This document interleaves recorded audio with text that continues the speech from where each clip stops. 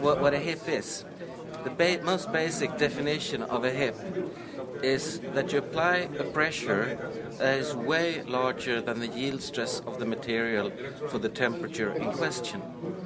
And since you don't want to have too high pressures, you increase the temperature, and that way you can compress and take away any holes or irregularities in it. Or you could start with the powder, for instance, and make a near-net shape. The benefits of hip technology are, for instance, that you can start with a powder instead of a billet, and then you don't have to have a particular size. You don't have to know in advance what you're going to do.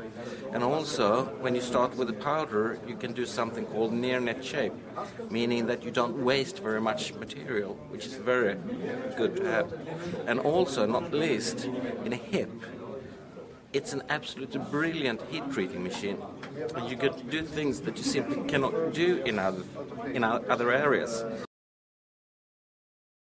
The future of hip technology, as I see it, is threefold. One is that you're going to see even larger hips than we have today.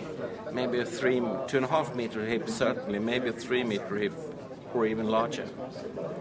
Another direction is we're going to see more dedicated hips, where you make a hip for a particular application and use it in a series production.